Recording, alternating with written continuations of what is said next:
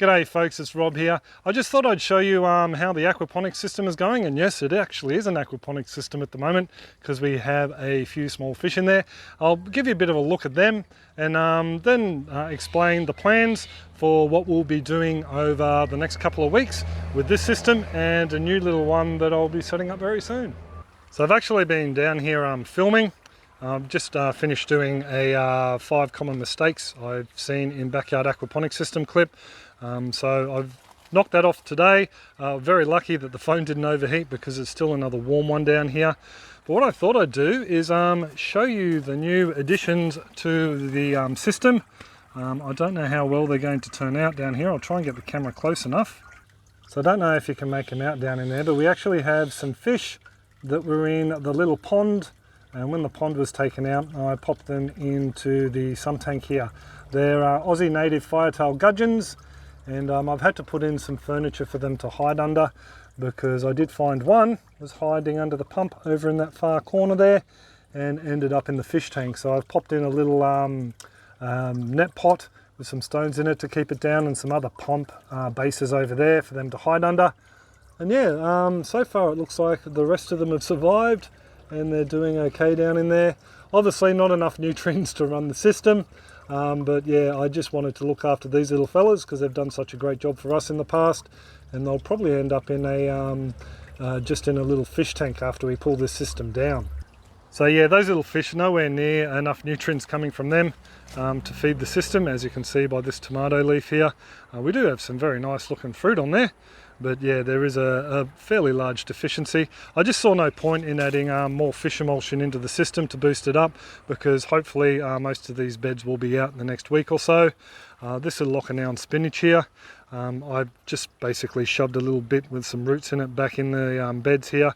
It was just covered with ants farming aphids. You can probably see some of the ants there, and there's a trail of them over here where they were coming into the bed. So yeah, it will be good to get these beds finally cleaned out so we can rearrange the whole system. This cardamom here doesn't like the heat. Yeah, it's the last week of 100 plus or 40 degree plus weather here has taken its toll, mainly because I've only got a very light shade cloth over the top of it. I do have loads of suckers, so I'm not too worried about losing the main clump in that pot there. I'll be able to break off those little ones and pot some up for some family and friends who are after some plants. And yeah, I'll start this off in the soil somewhere else. But Vanessa, I'll still be able to keep your garlic chives. And yeah, the hoe and knock over here, it's looking a little bit deficient as well, obviously with nothing going into the system. But these plants take a couple of cuttings and they'll bounce back.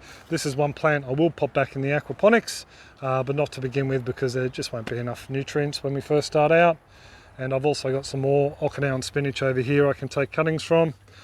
Just to show you what the weather's done to this brahmi, yeah, it's absolutely smashed it. It just gets far too hot for it. It really should have been under more shade. The sections over the back here that are under a bit more shade cloth, they look to be going okay. Just to show you here, we do have a little bit of a issue with this broad ripple yellow currant. But again, those fruit will be all right, we'll take them out. I think also too, just the weather has been too hot for the tomatoes and the peppers or capsicums. All the capsicums or peppers in our hydroponics up on the deck are suffering as well. Over the back here, I had a Chinese amaranth that I saved as a little seedling. I just popped it in there just to see how it would go. And over here, I shoved in some rosemary cuttings. No, I won't be growing them in the aquaponics, just trying to get them to take root. It looks like this one here isn't doing too well. This one down here is not too bad, and there's some there. And I just found my screwdriver that I used to fix up some drain work down there. So, looks a little bit rusty now. So I better just turn the power back on. I just turned it off just so we could still the water and get a bit of a look at those gudgeons. Now, as for what's going on with the system, well, I'm actually going to be bringing the radial flow filter, the moving bed bioreactor, and just the empty vessel stilling drum there offline this week. along with the fish tanks as well. That one's pretty much well empty. This one here has still got water in it, so I'll be using them to water different bits and pieces around the patch, just with an air bubbler in there so it doesn't go stagnant. And then once it's empty, I'll be taking that out and storing it somewhere else for a little while. These drums, same thing, stored up under the house. All the plants, as I mentioned, I'll be trying to take cuttings or little sections from all of them, so we don't lose them. And then I need to dismantle the beds here, and we need to work out what we're doing with the ground around this area. I'm thinking I'm going to use the pavers to pave the ground and get it all nice and level, and then we can work out where we're going to be putting a fish tank down here later on. But for the time being, we're going to be having an aquaponics system up at the house. So we now have our nice little flat terraced area. I was hoping to pinch at least that far edge for some grow beds, but Bianca has vetoed my decision. But what she has said is I can set up a fish tank under here and have a grow bed. There'll still need to be a walkway, of course. Have a grow bed either coming out just over here or maybe a little one over there. Now, I'm actually getting some new grow beds and a sump tank delivered on the weekend. Thank you very much, Danny. They're large 500 litre or around about 125 gallon troughs. You've actually seen them before if you've watched a lot of the videos on our channel in Danny's system clip. I'll just put a link up there if you want to suss that out. Danny's just downscaling. He's got other projects on board, so he's cutting back the number of grow beds he has, and I'm thinking of filling them with rocks and having it go out that way. I think Bianca will come to a compromise and then maybe just put 1 or 2 IBC beds out this way. And I dare say I'll probably use one of the round tanks here because they're UV proof and I don't have to worry about putting any cladding around it. And then we'll also run a radial flow filter and maybe another filter to take the fine solids out, and then have that all hooked up into the grow beds. And underneath, of course, there will be some sort of a sump arrangement. I will be using some of the pavers up here as well, just to level off the area underneath the grow beds, pop a little bit of weed mat down that I'm saving from down the back, and just make the place look all nice and schmicko. So just back to this little system here that we want to set up. I can't do it straight away because we want to rework some of their little retaining walls I built a number of years ago. A lot of the hardwood sleepers I've used have started to be eaten out on the inside by termites or bugs or whatever, so we want to replace them. These pavers need to come up. I just sat them on top of some weed matting when we had the other gardens here. I'm actually standing in an old wicking bed here. So we need to sort all that out, and I will be using the pavers just to cover up the rocks underneath them.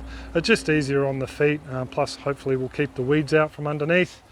And our dear old mango, we will be losing some of it, as you can see.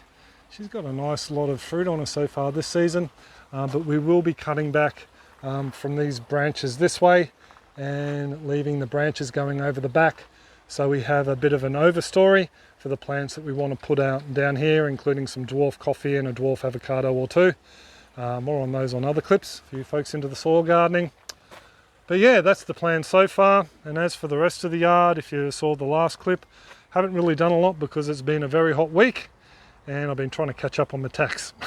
So yeah, I thought I'd just give you folks a little bit of a quick update on what's going on, at least with the aquaponics, with our system here and the new one. Hopefully you'll see some progress clips on that over the next week or two.